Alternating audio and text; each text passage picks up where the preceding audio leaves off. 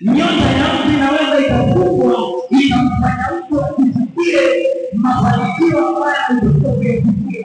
Nyota ya mtu inaweza ikafungwa ikamfanya mtu akaendelea kuwa mkubwa badala ya kuwa mfano. Nyota ya mtu inaweza ikafungwa ikamfanya mtu akaendelea kuwa mkubwa badala ya kuwa mfiki. Nyota yako inaweza ikafungwa ikamfanya mtu akatawaliwa badala ya mtu mzalao. Haleluya.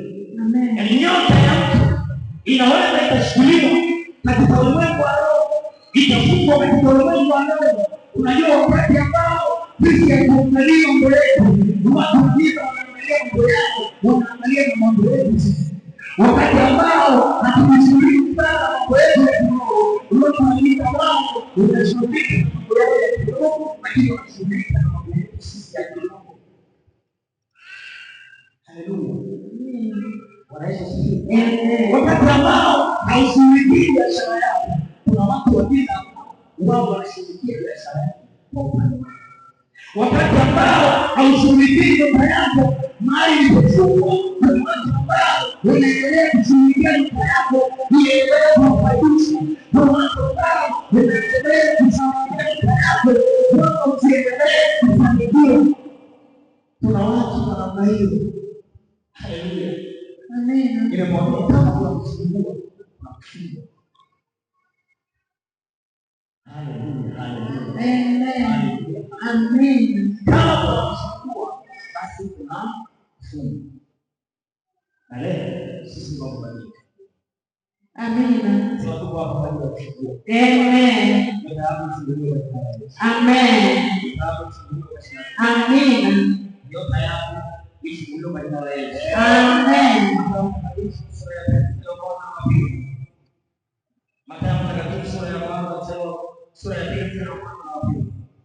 Mathayo Mtakatifu sura ya pili mstari wa kwanza na mstari wa pili. Yesu alipozaliwa katika Bethlehemu ya Uyahudi. Yesu alipozaliwa katika Bethlehemu. Alipozaliwa. Sema alipozaliwa. Alipozaliwa. Haleluya. Amen. Yaani na wewe ulipozaliwa. Yeye alizaliwa katika Bethlehemu ya Uyahudi. Zamani za mfalme Herode. Tazama mamajusi wa mashariki walifika Yerusalemu. Wakisema, yuko wapi yeye aliyezaliwa mfalme wa Wayahudi? Yuko wapi yeye aliyezaliwa mfalme wa Wayahudi? Kuna watu ambao watoto wanapozaliwa, watu wanapozaliwa, wao wanaona wanatafsiri mtu wa aina gani amezaliwa. Yuko wapi aliyezaliwa mfalme wa Wayahudi?